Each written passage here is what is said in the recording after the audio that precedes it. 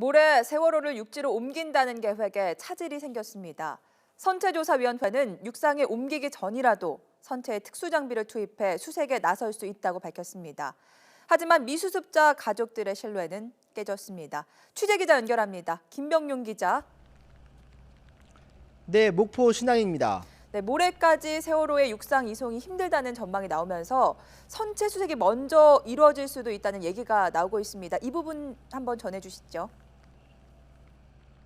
네, 방금 전부터 비가 내리기 시작한 이곳 목포 신항에 마련된 현장 수습본부의 공식 입장이기보다는 세월호 선체조사위원회가 어제 밝힌 내용입니다.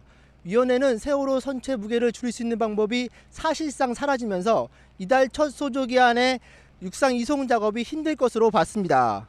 그러면서 다음 소조기가 오는 이달 19일 이후에나 세월호를 부두 위로 옮기는 작업이 재개될 것으로 예상했습니다.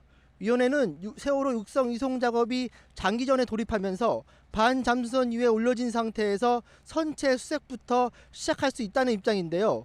먼저 산업용 내시경 카메라 등 특수 장비를 투입해 선체 내부에 대한 사전 정보를 최대한 모을 예정입니다. 이후 미수습자가 있을 것으로 추정되는 지점에 최대한 가깝게 접근하는 방법을 마련한다는 방침입니다. 선체조사위원회는 오늘 오후 4시 미수습자 가족들을 만나 미수습자가 있을 것으로 추정되는 객실에 대한 수색 방식에 대해 설명하고 논의할 방침입니다.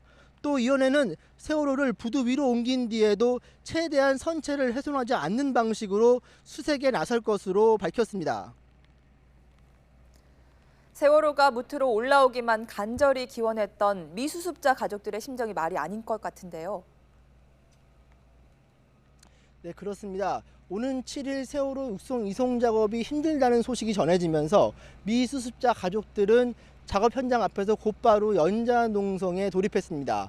미수습자 가족들은 직접 가족을 찾겠다며 어제 저녁 6시쯤 이곳 목포 신항에 머무는 반잠수선에 올라가 단체 행동을 펼쳤습니다. 현장 관계자들이 제지하자 가족들은 반잠수선 앞 부두에 목포를 깔고 연자농성을 시작했습니다. 일부 가족은 모레 세월호 선체를 부두에 올리기 힘들다는 소식에 허탈해하며 몸을 가누지 못하고 쓰러진 것으로 전해졌습니다. 미수습자 가족 11명은 야간 작업을 방해하지 않기 위해 어제 자정을 기해 단체 행동을 멈추기로 하고 해수부 장관과의 즉각적인 면담을 요구했습니다. 또 해수부와 선체조사위원회를 더 이상 신뢰할 수 없다는 입장도 전했습니다. 해수부는 2시간 뒤인 오전 10시 세월호 인양 현황에 대한 브리핑을 실시할 예정입니다. 지금까지 목포 신항에서 YTN 김병용입니다.